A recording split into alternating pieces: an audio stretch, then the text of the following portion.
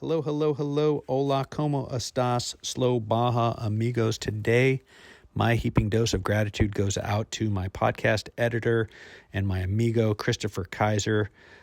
Christopher is the guy who makes this podcast sound like it's not nearly as amateur as it is. I appreciate him. He is my technical go-to guru. He makes the thing go. He makes it sound good. I call him with all my questions. He's the guy that berates me for my lax recording style. Christopher can't say enough about you. You've got him a lot more lucrative things to do than get this little show out, but I appreciate that you do it week after week after week, and I can't wait to have you down in Baja for the Nora Mexican 1000 and be part of that craziness. Okay, today's show is with Gabe Erivez. Gabe is a tour guide, tour leader, Baja aficionado. He's deep, and I appreciate him, and I just want to get right into that. He and I had a chance to talk earlier on the podcast with Pacific Overlander, but we did that by remote Zoom. We recently got to see each other for the Baja Bound Lifestyle Expo, and that was a lot of fun, but we were both busy as hell. And finally, we got to sit down, have a couple beers, and just have a good, slow Baja talk about our mutual passion, Baja California. But Gabe's the guy who gets it, will get you on the trail, out and about, and he can take you in his four-wheel drive. He can guide you in your four-wheel drive, or you two can go together in four-wheel drives owned by Pacific Overlander, and he is the resident Baja guide. You can go on these beautiful catered excursions from San Diego to Cabo San Lucas, or from Cabo San Lucas to San Diego. Before he got guiding in Baja, Gabe was guiding in Patagonia and Iceland. He's a native San Diego kid, and he's in love with the people and the place, and that just comes through so strongly in our conversation. I just want to say, hey, welcome to Slow Baja. Today's show, Gabe Erivez.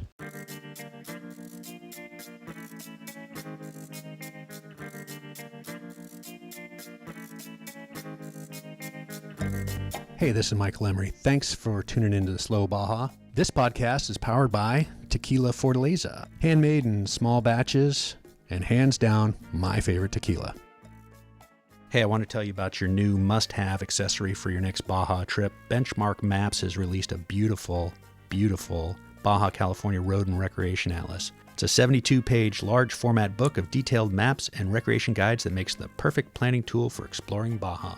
Pick yours up at benchmarkmaps.com. I think we ought to just get right into it. Yeah. What did you say earlier? You've had 2 beers, a cigarette, and you're drinking cold coffee? Yeah, 2 beers, cigarette, drinking cold coffee. It's about 8 hours old, so yeah, I'm ready to go. Rock and roll. It's Slow Baja. I'm sitting in Gabe Erivez's pickup truck. We're in Spanish Landing in San Diego. Planes are flying over. We're making friends with the folks who are sitting nearby, and we're just going to talk about Agave Expeditions, Gabe's lifelong love affair with Baja, his family, and we're going to jump right into it. Hola, amigo. Hola. Thanks for having me. Excited to be here. Yeah, it's been a minute. We were going to try and do this over at Stone Brewery, and it was just too loud. Yeah, little issue with the air traffic, but yeah, we're here, Spanish Landing. I guess it's fitting to start this conversation at Spanish Landing and discussing the original California, Baja California. And yeah, excited to dive into this. Well, the question that I just asked you before we started rolling here was the name of your company, Agave Expeditions. Yeah. You said immediately, I'm an agave nerd. Can you unpack that? Definitely. So, I grew up in Ramona, California. For those of you who don't know, it's about 40 minutes inland from San Diego in the Santa Maria Valley. We have some higher chaparral foothills and rolling meadows. It's really beautiful out there. But obviously it's a great place to grow cacti as well. So where I grew up, I was surrounded by nopal cactus, prickly pear, and agaves. So from an early age, I just kind of gravitated towards this plant. I just loved how it looked. I loved the different shades of greens and, the shape of the leaves and everything. So it always just kind of interested me, like where does this plant come from? So yeah, my early trips to Baja, I just saw agave, and down there the agave, I forgot the scientific name, doesn't matter. But and so I immediately kind of felt at home in a sense, seeing this plant that I grew up with, being down here in this place that was foreign to me at the time. And so but the actual origin of the name in particular with the company Agave Expeditions, the agave was an integral part of the lifestyle for the natives spanning the Baja Peninsula. So I thought it was fitting to name the company Agave Expedition. It's kind of like at the core of Baja California, essentially, the agave plant. So you're talking about fibers and hardening the stalks to make spears, and of course distilling the pulped juices of. There's a host of uses of that plant for the early people. What's going on with agave now? Do you have any sense of the agave use in the ranch life in Baja? Yeah, so to my knowledge, I'm definitely not an expert, but from that makes two of us, for the record, slow Baja so fans. just speaking on my own personal experience with some of my friends in the Sierra, they're in Baja. They don't really make the traditional mezcal that they used to, back 150 years ago. However, I think it still does take place in certain ranches scattered throughout the peninsula. But again, with Mexico, coming down a little hard on the production of spirits, it's illegal in Baja now, I know, to make spirits like that in the Sierra, but I know a couple of ranches still do. But it's kind of a dying art, essentially. One of the things I hope to find someday is agave moonshine. Someday I'll know that Slow Baja has made it when I have a guide guiding me into agave moonshine. Hey, well, I'm delighted to be here. It's a beautiful Friday. I'm in town for the Baja-bound Baja Expo, and Gabe is while a resident of San Diego, larger San Diego County. He's here for the same event, so I was thrilled to get him in person because I really love your approach to what you're doing.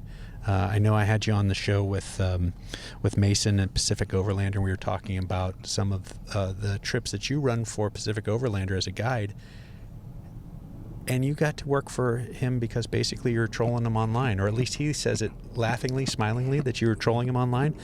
You really have a passion, in my opinion. You have a passion, and you're not afraid to come out and say, hey, I think what you're doing is, I don't want to say wrong, but you're not afraid to express your opinion online with folks who are out there pontificating about the Baja. So unpack that for me.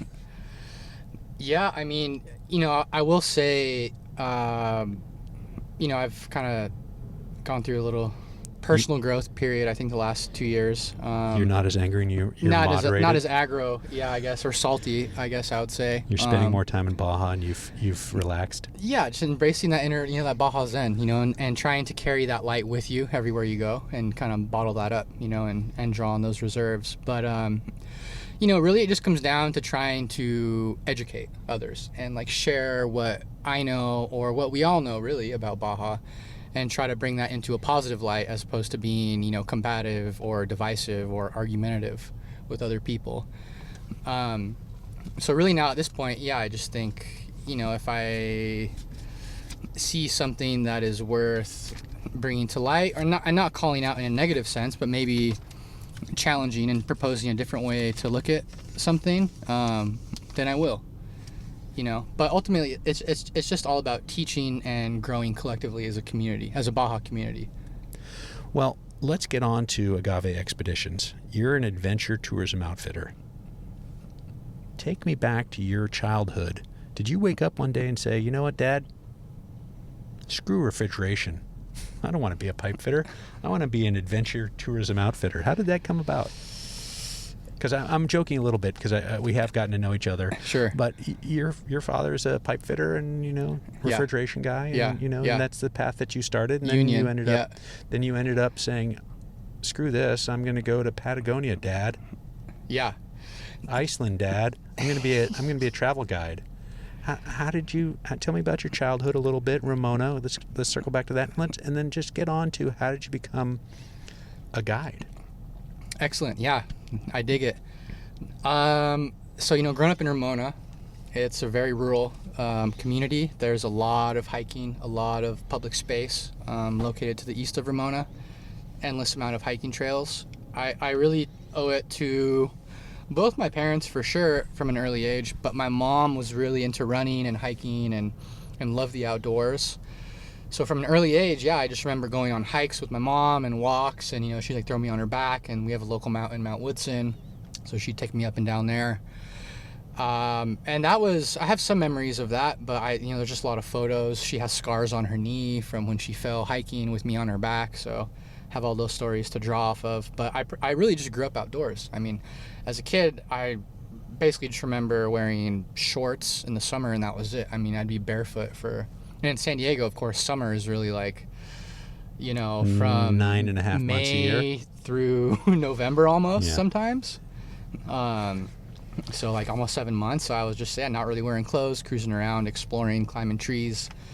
My best friend, I met him when I was 5 years old in preschool. So he grew up on 4 acres, and they have a big chaparral hill behind their house. So we'd go out adventuring for hours during the day. And then his grandmother and aunt, they have like 120 acres in the corner of Ramona. So we'd go and explore there. And I mean, from a very young age, those are all incredibly transformative experiences, being so immersed in nature and, being able to tune into nature signs, and be able to like orient and kind of just pick up these instincts essentially at an early age that have, built and, really been the foundation for where I'm at today. And getting on to your actual work I'm assuming as a young adult, getting on to travel and becoming a travel guide. Where did that come from?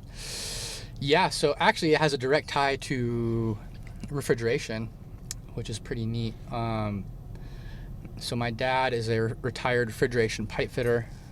He's in the trade for about 40 years or so.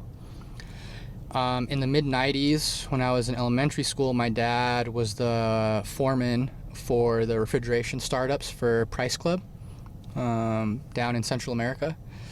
So I had a couple of trips to Costa Rica at an early age. I think I was like 8 to like 11 years old. We had a couple of trips to Costa Rica where he'd take me, down to Costa Rica with him. As a family, we'd all go down, and, he'd be there working on the job site. And I had an early exposure to travel, and travel in Latin America in particular. And, during those moments, I just, really keenly remember, getting off the plane in San Jose in Costa Rica and smelling like the diesel and like the hustle and bustle of the streets, and that is something that, Baja always brings those memories back to me. But, through that, I was able to travel a lot within Costa Rica and go on adventures to see crocodiles and go to remote beaches and try surfing and kayaking and things like that. So that's kind of the origin of like where I had this idea of like adventure on those early trips. And then, graduating high school, I had a job with a union company working for the same business as my father. But there was just always a strong calling, this magnetic pull, like this gravitational force that was pulling me to the outdoors. It was pulling me to try to find a way to engage people outdoors and share these transformative experiences with others, essentially. So that's kind of where it started. And I can kind of keep going. But so basically I worked for several years, saved some money, and then I just saw this article on Patagonia on Google late one evening. I didn't even know what Patagonia was, like the Fitzroy, the climbing, all like this prestige around traveling in Patagonia and Doras Alpine. I had no idea what it was. I just saw that it was on the southern tip of the South American continent, and I looked at its location on the map, and I saw the fjords and I saw the the glaciers and the Strait of Magellan, and something just told me like, I want to go here and I want to work and move there and try to make a living. So that's what I did. Dropped out of college. I was at community college, so I dropped out and I moved there essentially on a whim. Broke your father's heart. I don't, Just got you into the trade, son. Do you realize what you're throwing away here? Yeah, exactly. I mean, at the time, I think there was a lot of that going on.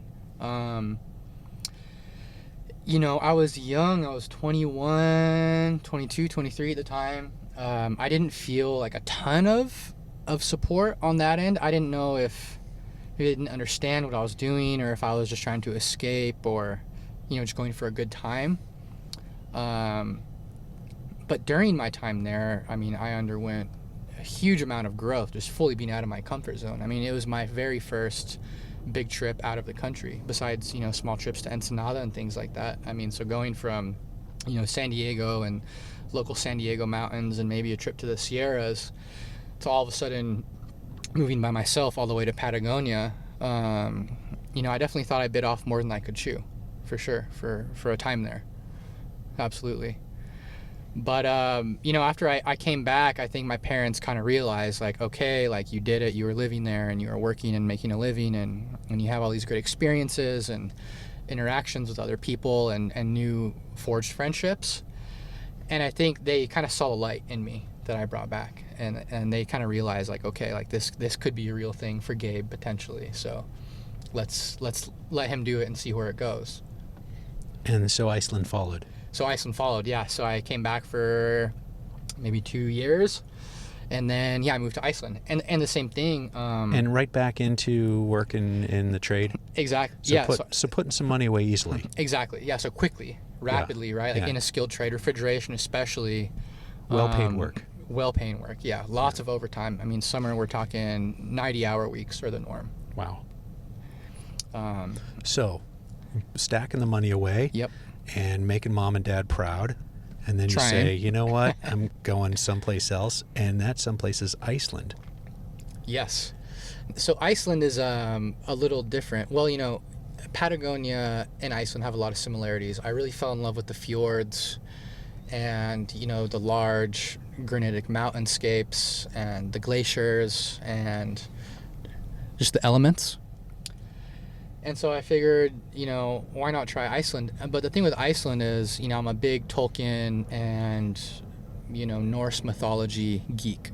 I always have been. I'm a Lord of the Rings fanatic. If you ask my closest friends, when I was in community college up in Santa Cruz, we would have parties, and I'd have some lit majors at parties. They'd come up and ask me if I was a Tolkien major. Because after a couple beers, I talk about the origins of Gandalf and why Gandalf would dominate Dumbledore, stuff like that. So, if you could just find the mezcal-loving girl who also loves Lord of the Rings here in heaven, exactly, who wants to just chill in Baja, exactly. So that kind of also drew me. I was like, I want to see the land like of the frost giants and like the origin of like the immigrant song for Led Zeppelin, right? Like they wrote that song when they were in Iceland on tour. And for me, it's like, I love reading. Like, literature is such a huge part of my life. And I draw basically all my inspiration for, traveling endeavors. I initially, like, that interest begins with literature. And so I read a lot about Iceland and mythology and, the Vikings, etc., and the founders of Iceland. And I just thought to myself, I need to see this place in the flesh, and not even travel to this place as a destination, but I want to get to know the people and the culture intimately. So couple that with an incredible landscape, and that's kind of how I gauge, my compass for traveling. So that's really what led me, to Iceland. So I got hired by a company, Arcanum Adventure Tours, and we were working on the glacier and ice caps in southern Iceland. And I was this, tan kid from San Diego who had hardly spent any time on real, ice caps and glaciers. So they showed me the ropes essentially for the next couple seasons. So that's kind of where it started. Well, let's get on to your philosophy as a guide, and then we're going to weave that into how Baja became I don't want to say the sole focus of your travel exploits, but it fully consuming like mine. Baja fully consumes you, Yes. and it fully consumes me, which is why I relate to you so easily. Get on to your philosophy. You were talking about Iceland a little bit. I think people have trophies when they travel to places like Iceland that they know from Instagram, or they know from a movie they saw, or a book Sure. they read, or Immigrant Song, or whatever. Sure. Like if they nerd out on Led Zeppelin. Yeah. So how do you deal with getting rid of the trophies and getting into the mindset that allows you to sort of meet the people where they are? I think it's something that you can directly relate to, and that's kind of just slowing your roll, and like you always say, right? And for me, a lot of times these opportunities to, develop this intimate relationship to this land, to Baja, it's been, on these solo trips, right? Where I have no itinerary, where I have the space to be very vulnerable, right? And I think vulnerability is huge in our lives, whether it's traveling or our daily interactions or just being, right? Like, it's a good place to be when you can kind of break down those barriers. So for me, it's just allowed me to forge these really deep, intimate bonds with some of these locals in Baja. And through that, I've, like time and time again, that's when I'm shown these gems, these diamonds in the rough in Baja that you would have never encountered if you were just sticking to a guidebook or just following the hashtags on Instagram or following the reels on Instagram. Like it's just little places that are, it's part of the land that they grew up on. It's part of the land that they've been stewards of for generations. And then, they're generous enough to share, this relationship with the land, essentially, with me, which I'm, eternally grateful for, truly. But I do think that's something that's very hard, because not everyone, obviously has the ability to do that. And it's a privilege to be able to do that as well. And I'm very grateful for that. But it is difficult, I think, in today's modern age of, fast-paced social media and travel media. There's major FOMO going on out there, right? You see like the newest post or whatever about Baja at some, these like pools, like salt flat pools, for example, or, this huge phenomenon going on with like videos on, Instagram and, near Guerrero Negro and stuff like that. And now you get more people, flocking to these regions. So I think it's hard to kind of stray away from that in a sense, because they're beautiful, but at the same time, I think it just really can suck us all in at times, and myself included. There's things that I see that I want to go check out, but I guess you just have to kind of like stick to your guns a little bit. Those damn drone pilots. I know. That find these places. I am one of them. I am definitely not immune to that, for sure. Yeah. But I think it's just, it's picking and choosing, 100%. All right. Well, let's get on to picking and choosing cultural heritage. Yes. And again, getting back to you, where you're adventure travel, adventure tourism. How do you connect those? That's a great one. And it's a question that I love. It's a question that, I've grappled with for the last maybe, 5 or 6 years. Well, after really leaving Iceland, I think it was very, very clear to me there is a large gap, between travelers and, the culture of these regions that people are traveling to. Iceland had a major influx of tourism, around 2015 through, 18, with, several social media campaigns on the behalf of several influencers online, just showcasing the marquee spots, right? The bucket list, the checklist itinerary. And, through my relationship with, locals who are now some of my closest friends and mentors, that's something they always talk about, is like people just have the blinders on, and they just want to go from spot to spot to spot without like people engaging with them. It always makes people are in a rush to get to the next place, but yet people don't want to actually stop and take the time to get to know the people that actually inhabit these regions. Because I personally believe that a lot of these landscapes were sculpted by the people who inhabit them, but also the people of these regions. The culture of these regions is also sculpted from the landscape, right? It's this ever-evolving symbiotic relationship at play.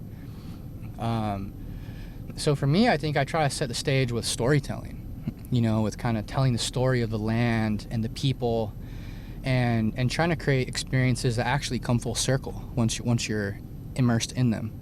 Right, whether it's the Tres Virgenes volcanic complex, and talking about the Cochimi natives and their ancestors before them, who traveled these canyons collecting the different minerals to use for their pigments, for the great mural style of cave paintings in the Sierra San Francisco and the Sierra Guadalupe to the south, or whether it's just contemporary cultural heritage. With my close friend Balan, he's a panguero in Villa Jesus Maria, and so stopping and taking the time to introduce friends to him, and they get to know the local fishery and the change of conditions within the local fishery and marine environment as well.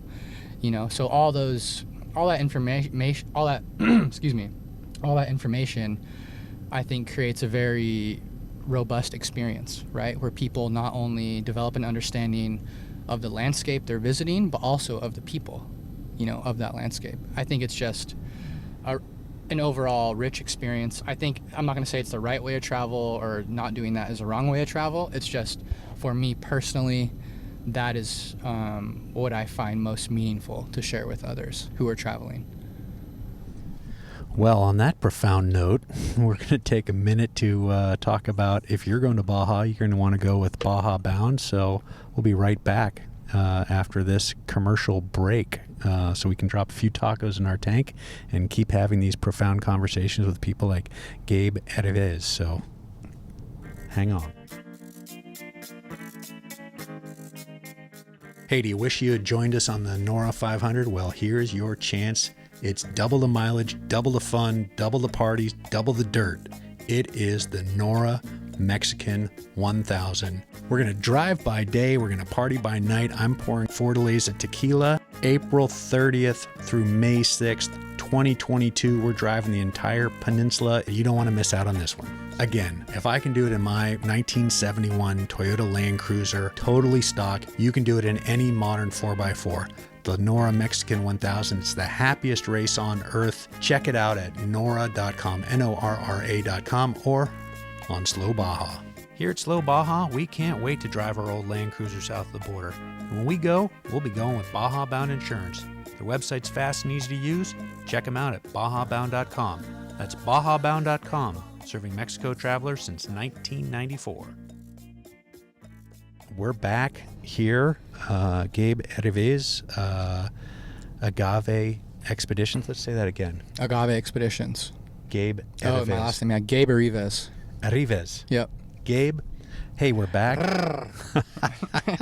Hey, we're back with Gabe Erivez, and my tongue just isn't relaxed enough. I need a couple of tequila fortalezas to get that tongue loosened up. But we are back. We're talking Agave Expeditions, and Gabe was getting pretty profound there before the break. I had to take a second and reset him. But it's mindful travel. That was the next point that I want to discuss with him. Mindful travel. We're getting deep into Baja and travel philosophies, and I think you are one of the purveyors of deep travel guiding. Oh man, I don't know about that. So let's get on to your thoughts on mindful travel. Is that even possible? Absolutely.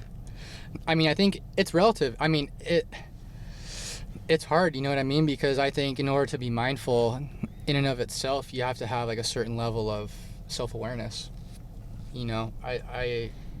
I'll be straight up. I mean, I've done a lot of therapy the last 6 or 8 months just regarding anxiety and other mental health things that I've personally struggled with.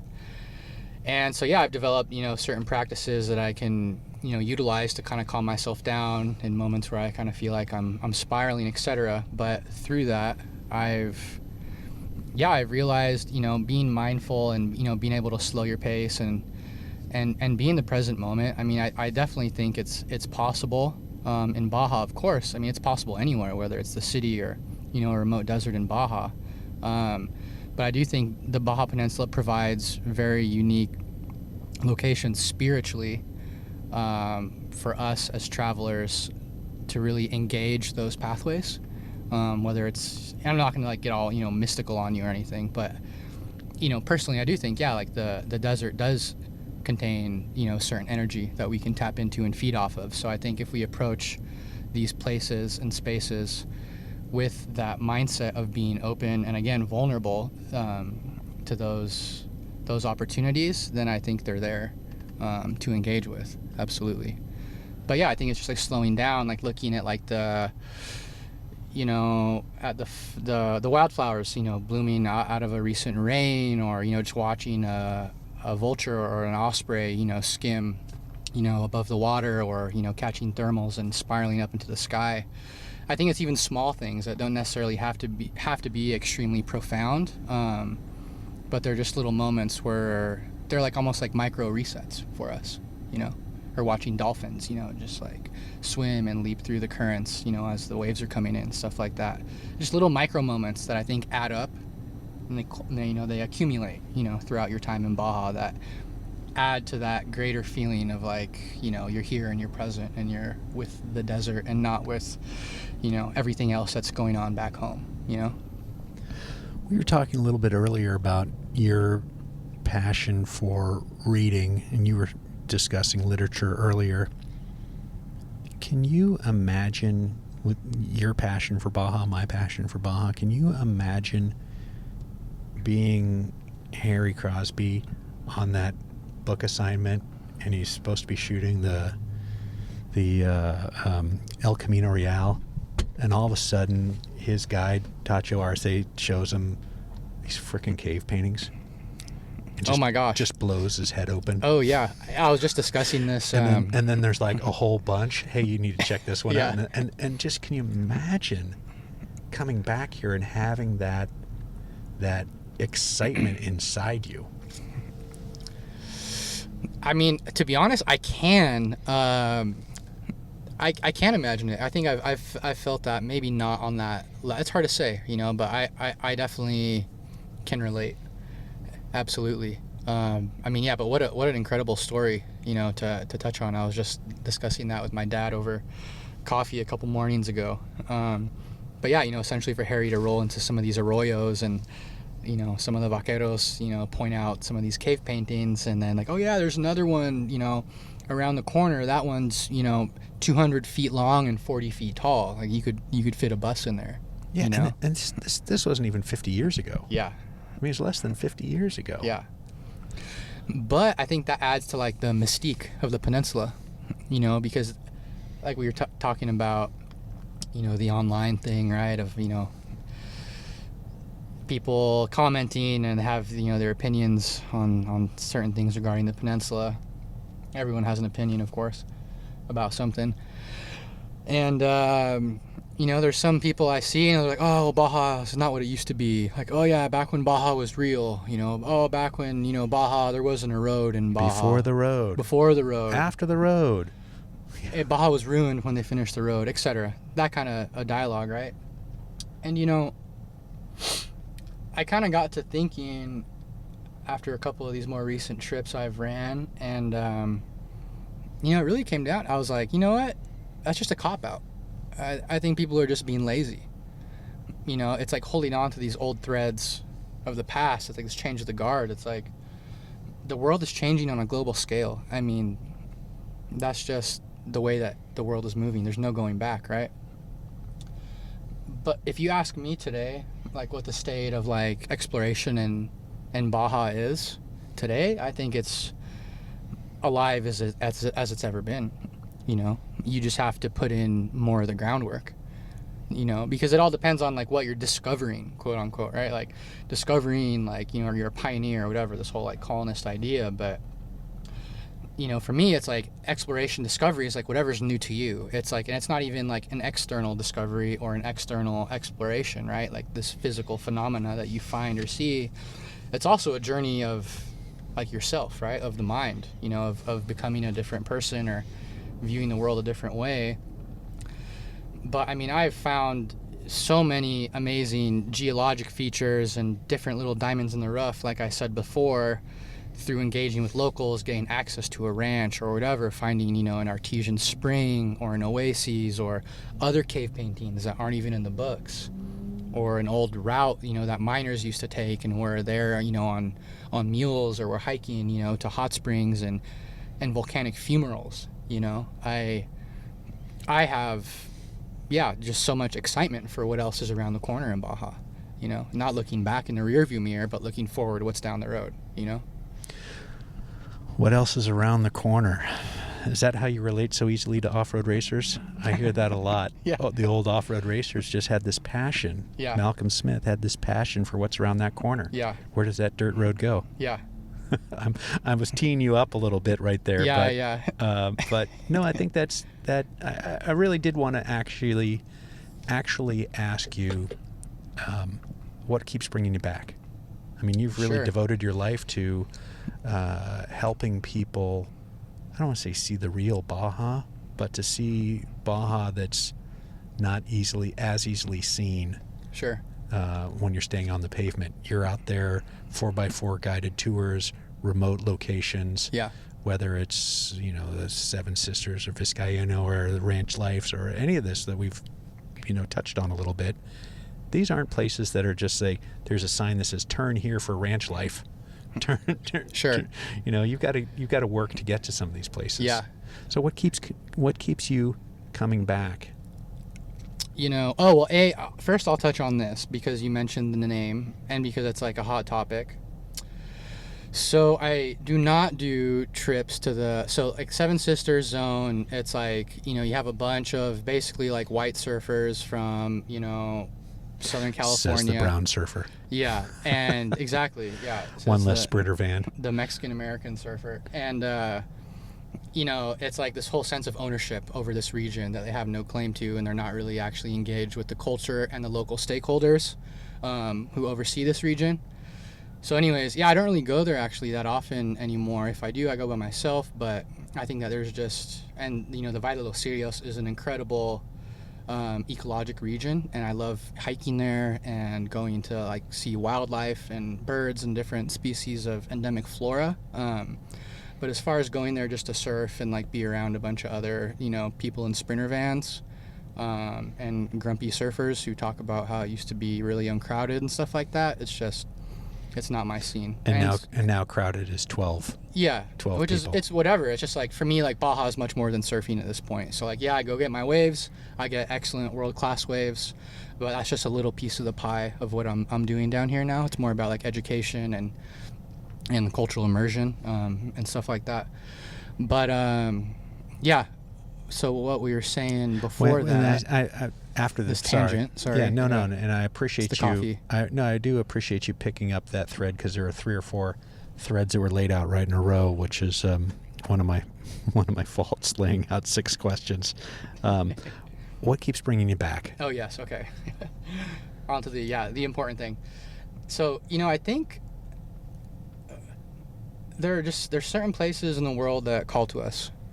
Whether it's somewhere local, whether it's we like to be a homebody, right? Your property calls to you and you love being a homebody, or whether you just like San Diego or San Fran or, anywhere.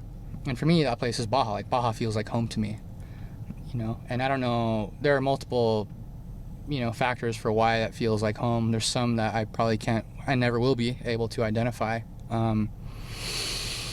But I think it's just, it's like reading a book that you love once a year, right? And each time you go back to revisit this book, something speaks to you a little differently, or you catch something that you didn't catch before, right? Because you're a different person. You're not the same person you were a year ago, and so you have a little bit of a different insight, that you can draw from that. So I feel like that really relates to Baja for me. The more I learn and the more I grow as a person, I'm able to view it in a different light than I was before. Even if it's places that I've been, 15 or 20 times, there's always something different. But also, I keep coming back because it just has everything, to be honest. I mean, you have subalpine meadows, Picacho Diablo, the highest peak in the Baja Peninsula, this granitic massif that just shoots up from the desert floor, almost up to 11,000 feet. You have the Sonoran Desert. I mean, it's the most biodiverse desert in North America. 2 rainy seasons, so therefore you have, plant and animal species that specialize twice as many times as other species in the other 3 deserts in North America. All the activities you can do, hiking, climbing, mountain biking, horseback riding, fishing, diving, surfing. I mean, it's endless. The opportunities are truly endless for outdoor recreation in Baja. And then you have the culture too, and the food, and just the amazing people, that are feeding off that energy in the peninsula as well. So it's somewhere that I'll never get tired of. Can you talk a little bit about the people? Yeah, sure. I mean, yeah, it varies, right, from, the binational border region, here, right south of San Diego, TJ, Tecate, Mexicali, down to Cabo San Lucas. It's the second longest peninsula on the planet, so the culture is pretty diverse. But yeah, I mean, just based off my own personal relationships in Baja, I mean, just some of, and it sounds just so like generic and patronizing, but truly, I mean, just some of the best humans that I've come to know and come to befriend on the planet. I mean, people who have been there for me when I needed help at the drop of a hat, even though they may not have all the resources that I do, or, other people up here in the US side. And just people who are happy with what they have, you know what I mean? And don't need that extra level of comfort or material goods, etc. And honestly, it's just I was talking to my dad this morning, about how fishing culture is pretty different in Baja. If you have a good fishing spot here in, San Diego, California, wherever in the U.S., freshwater or saltwater, it's pretty hush-hush, right? Let's say you and I met at a bar, right? When we get to overhear my conversation and we start talking about fishing, you're not going to go right off the bat and say, hey, you need to go to this spot of the jetty at this tide with this wind and use this kind of bait. And on top of that, I'm going to give you the bait you need to fish it. And in Baja, I mean, I can't even count the times that's happened to me, where they say, go here, this is the spot, and I'm going to give you a lure that I made in my garage, and you can have it. And it's my only one, but you're going to take it, And I think that's so representative of the culture. And how do you explain that? How do you explain, I want you to enjoy here and be happy here, and here's the ticket to that, whether it's a lure, a beer, a fish that I caught, a meal, machaca burritos. How do you explain that? Well, here's a little path behind my ranch, and it goes to a hot spring, and there's cave paintings. Yeah, I mean, I was just on this trip with my, buddies and their old motorcycles, and, one bike broke down, and we had a terminal. It was an all-day sort of thing. There was a little restaurant right there where we broke down, but it was closed. Yeah. But the guy came there at whatever. We were there from noon till 5, and he came at 5 and said, oh, it's too bad, I didn't know you were here. I would have made lunch for you. And he was serious. Yeah. He would have made, had he known. Had he just known that we'd broken down in front of his place, he would have run right over and made lunch for us. But he was serious. How do you explain that? Where's the philosophy of helping others? I think it really stems from culture, in my opinion, at least. This is just my opinion. I think it comes from cultures that develop in harsh environments because they're very reliant on those strong bonds of community. And it's not about me. It's not about I. It's something my mom always says, right? It's living or your profession or whatever. It's it's not about you. It's not about I. It's about, and she always says it. It's how, and that's something that I've really learned from her. It's how can I be of service to others, And I see that every day in Baja. You know what I mean? How can I help you? Always extending the arm to help someone. and not to like step on them. And I feel like in the US it's like we're trying to like step on each other to get like higher and better and get more publicity or whatever it is. Whereas in Baja it's like, how about like let's join arms and like walk this path together, you know? All right, well, let's walk this path on out of here. Tell me a little bit about Pacific Overlander. So that's how we first spoke. Right. Yep.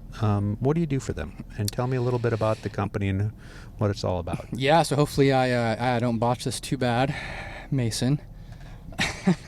So Pacific Overlander, they are a company that my partner and good friend now, Mason, he started. They rent overland camper vehicles here in the U.S. They have a depot in Las Vegas.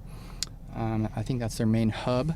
But yeah, I was their guide for the southbound and northbound Baja trips. So we drove from the border of Tecate and we drove all the way to Los Cabos. And then the return trip, I was down in Baja for about 2 months. Had a couple of other smaller side trips that I ran. And then, we returned Cabo to Tecate as well, 10-day trips. So I basically, am the guide for those trips, essentially. And these are newish, fully kitted. Yeah, fully kitted out. 4x4 vehicles. Yeah, 4x4 vehicles. Jeep. Tacoma 4Runner Jeep. Yeah. Tacoma 4Runner Jeep. Gladiators. Yeah, they're doing some other builds. The big trio. Yeah, exactly. Yeah, all kitted with rooftop tents, and you got the fridge And so you're the guide things. explaining where to go, follow me, cultural, decoding what people are seeing. Yes. But Pacific Overlander also provides a chef, correct? A cook? Yes. Yeah, we had Jenna. Yeah, super amazing human and culinary wizard. She does, her company is Paracalo Provisions on Instagram. Little shout out, low key. But Jenna was with us doing all the, breakfast, lunch, and dinner things. So we ate super well on these trips. Yeah. All right. So that's the Pacific Overlander. You got to meet Mason by trolling him online. He was happy to report on our previous conversation. That's right. You can check that out, folks, on in the archives at slowbaja.com. Back when I wasn't as woke as I am now. Well, you see his setup, you see the beautiful photography, you see it all. I'd troll that guy too. Mason, I'm only saying that because I love you.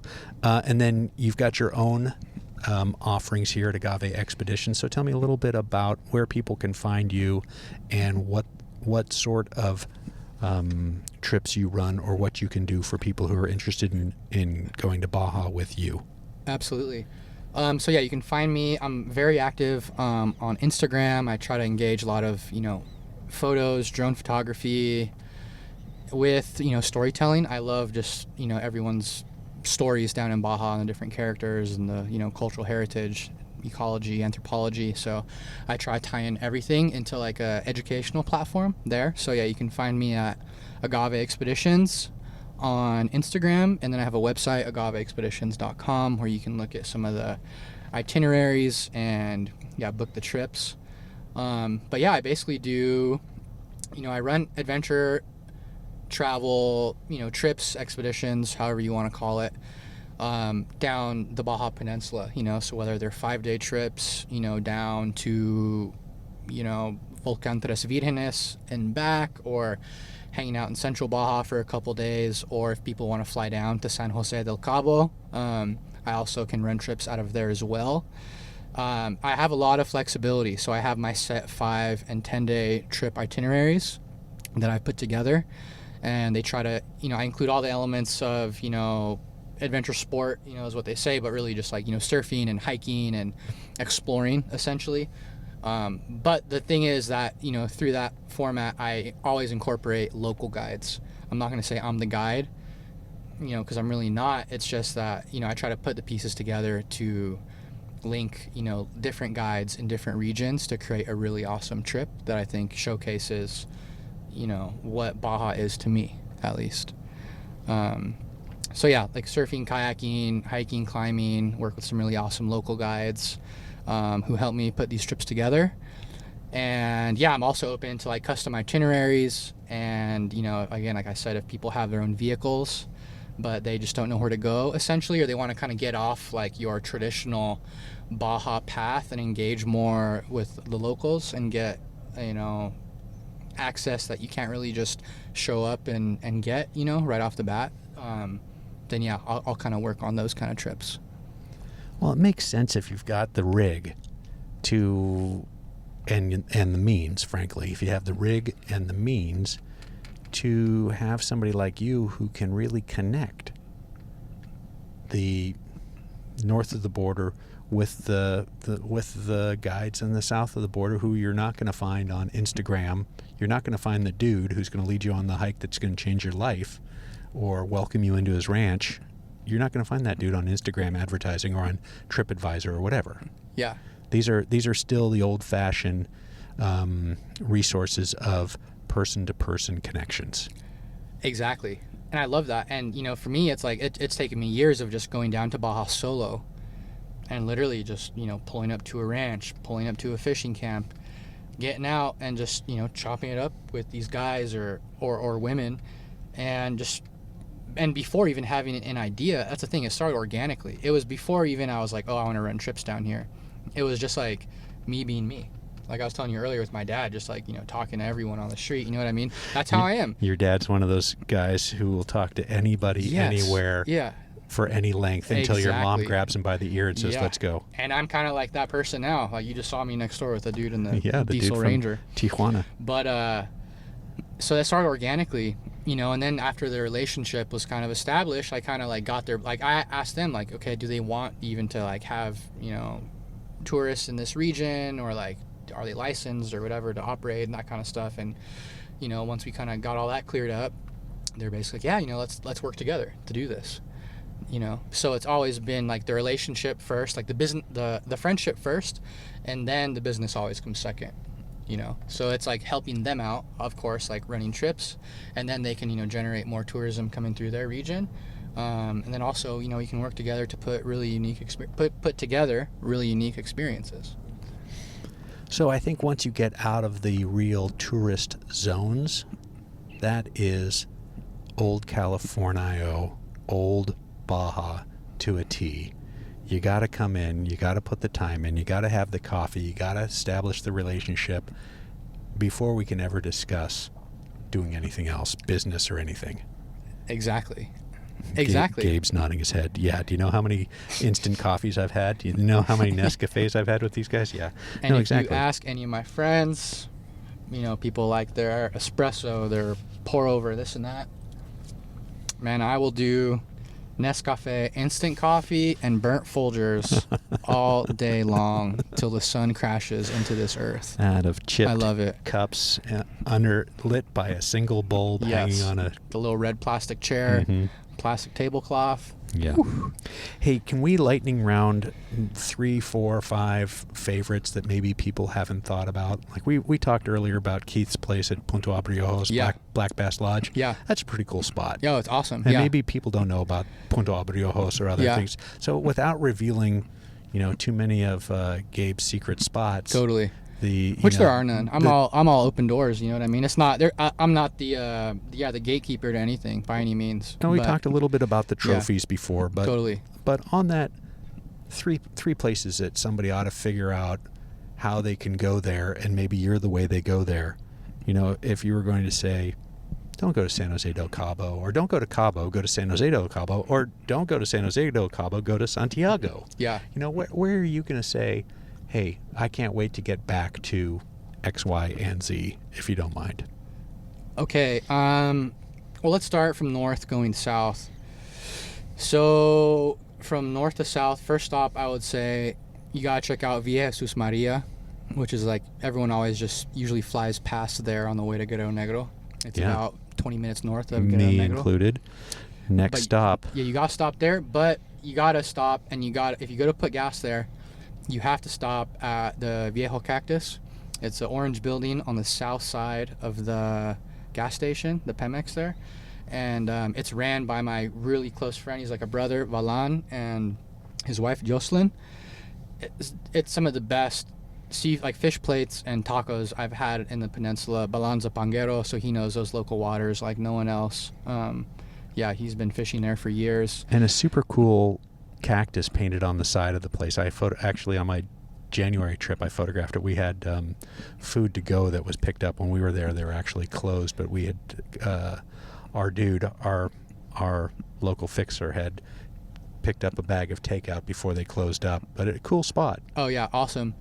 But yeah, just incredible food. And yeah, they've actually done, they did dinners for us both trips. For the Pacific Overlander trip, I had him do us a they cooked a whole yellowtail marinated with a bunch of veggies and shrimp over the coals, over mesquite coals out on the point there at the Faro. So yeah, awesome. So you guys gotta stop there, truly. And they're epic people, best of friends. And then number two is like a place that's become super close to my heart, and I've been going back there like several times since my first trip. It's the Volcán Tres Vírgenes Eco Lodge, which is the volcanic complex, and there my close friend Oscar Castañeda and his wife, they run the Eco Lodge there. So they have 6 really awesome rustic clean cabins that are up on stilts on this hill overlooking the volcanic plateau and the stratovolcano La Virgen, which is almost 7,000 feet tall. It's a place unlike anywhere else in Baja. I call it Little Iceland, but it's not even Little Iceland. It's like a desert Iceland, essentially, with all the geologic features and all the hiking. You can summit the volcano. I'll be doing a volcano summit trip at the end of April, actually. It's going to be a 4-day trip where we summit the volcano and we camp along the way as we do the ascent. From the summit, you can see the Sea of Cortez and the Pacific Ocean, which is pretty outstanding. So yeah, there I can do a whole freaking podcast on that region alone. But yeah, the number 3 spot, I would say it's a large area really, but I would say, if you're down in San Jose or Todos Santos, Los Cabos, you need to get up into the Sierra Laguna. It's just such a unique ecologic region. There's a ton of endemic plant and mammal species, a lot of wildlife, but the coolest thing is there's a lot of water there year round. So when it's cooking, coastal in the summer, you can go up there and get a little respite from the heat and go check out some of the water pools and go rock jumping, and there's a lot of hiking up there as well. So I would say those 3 without giving away too much, I guess.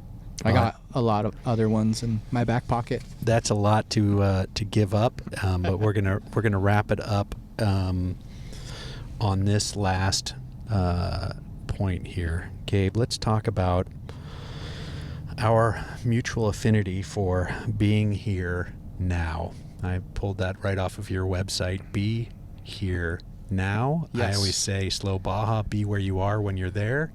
We got together at 10 o'clock today, and now it's almost 3 o'clock. We've had a couple of beers, had some time to talk, get to know each other a little bit, and I think that's really Baja and slow Baja. But tell me a little bit about your philosophy on being here now in travel.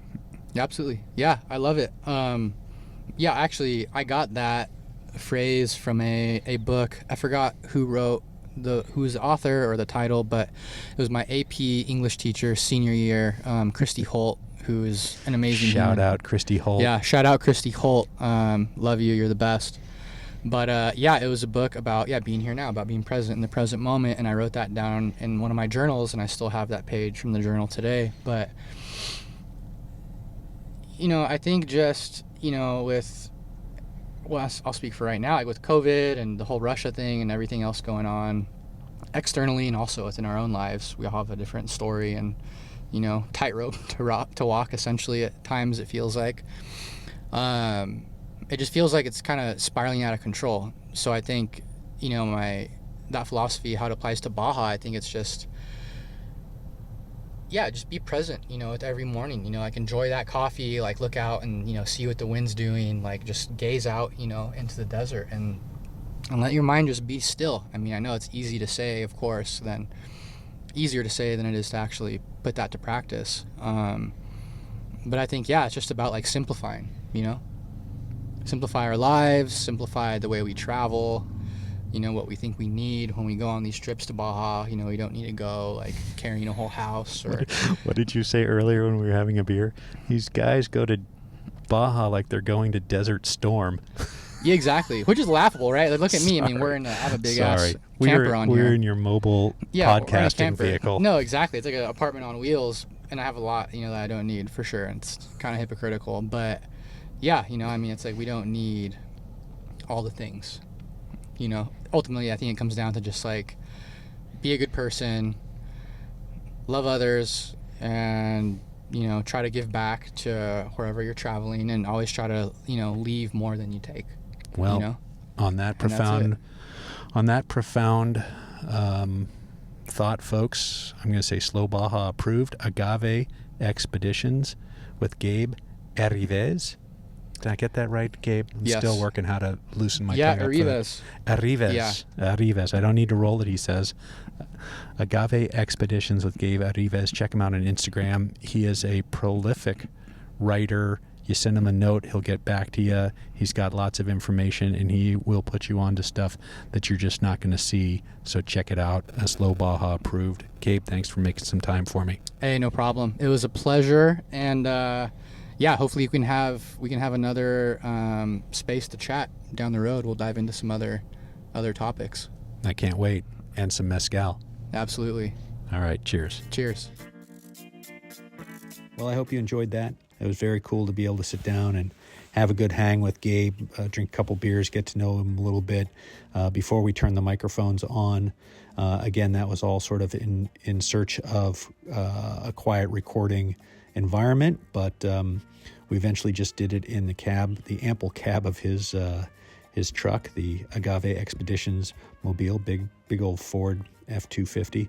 And he wears it all on his sleeve. He's deeply passionate. There's no hiding it, and I just appreciate that about him. So if you are searching for a guide, if you need somebody to take you to Baja, I can't say strongly enough, Slow Baja approved. He's your guy. And again, if you want to get into the whole overlanding thing without making the full investment to buy a rig, build a rig, whatever, hey, Pacific Overlander is going to have a rig for you, and Gabe will lead you, and it's going to be catered and beautiful, and you get a chance to drive around in the dirt in somebody else's fabulously appointed vehicle and check it out and see if that's for you before you make the leap on your own. So again, can't say enough good stuff about those two, the business of Pacific Overlander and Gabe as the guide, whether it's Agave Expeditions or check him out at his own Instagram, because there's a lot of great info there, and he's a deeply passionate, erudite fellow who just wants to share the whole place. So, all right, enough about that. If you like what I'm doing here, please head over to slowbaja.com. Things are slowly trickling back. We've got all the hat styles back in stock now. It's been well over a year and a half. We've got the green and white modern trucker, the gray and white modern trucker, the black and black modern trucker, the old school trucker in green and white, and of course my favorite, the dad hat in black. So they're all there. There's a couple of other of the one-offs that were done during all those supply chain woes. There's still some knit caps if it's cold where you are. If it's cold where you are, I'm so sorry. Get yourself a Slow Baja knit cap. Shirts are on their way. I keep telling you that week after week. Dang it, they are on their way. So keep an eye on the website, and if you're looking for a large, they'll be here shortly. We're counting down. It's only a couple weeks now for the Nora Mexican 1000. Again, if you're hoping to get one of those Ask Your Doctor if Baja is right for you sticker, the only way to do that is see me in person in Baja, or make a small donation or a large donation to Slow Baja by dropping a taco in the tank. You can do that through the Instagram link, or you can do that at slowbaja.com, and that is always deeply appreciated and terribly needed at this time. So, hey, thanks. I'll be back next week, the fun show. To borrow from my old friend, Baja lover, motor vehicle lover, Steve McQueen, Baja's life. Anything that happens before or after is just waiting.